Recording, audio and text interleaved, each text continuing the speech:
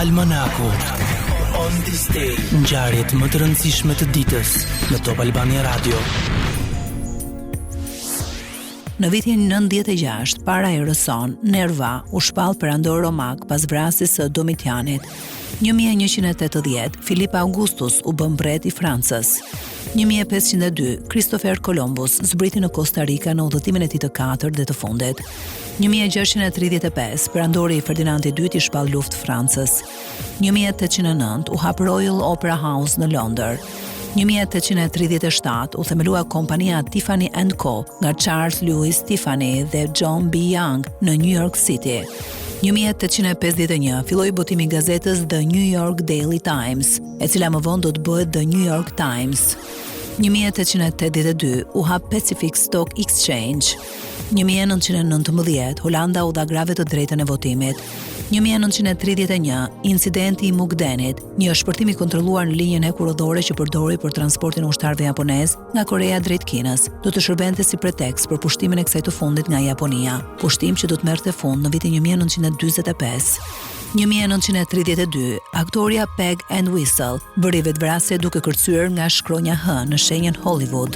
1944, nëndetësja britanike HMS Tradewind siluron dhe mbyt anijen transportuese japoneze Yunoi Maru në brigjet e Sumatrës në arkipelagun indonezian. Humbën jetën 5500 vet, ndërsa 500 të tjerë do të përfundonin në det të hapur për të transportuar më pas drejt Birmanisë.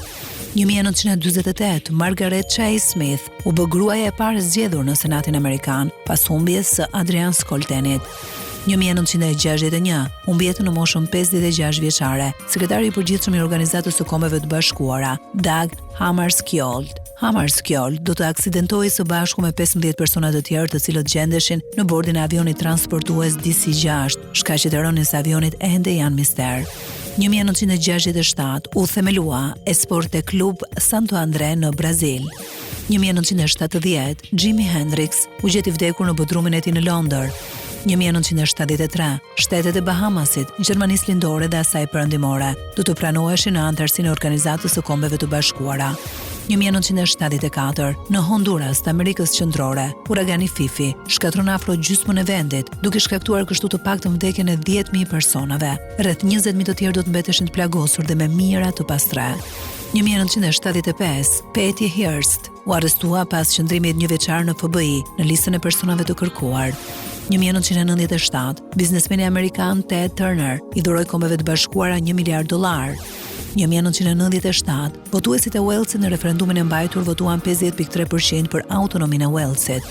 2001, me 10 zarfe anonime, do të shpërndaheshin në mbar Shtetet e Bashkuara të Amerikës, ku brenda tyre gjatë hapjes shpërthente pluhuri me bakterin vdekje prurës të antraksit. Si pasojë e kësaj, 5 persona do të humnin jetën dhe 17 do të plagoseshin në rënd. Askush nuk do ta merrte përsipër përgjegjësinë për këto sulme.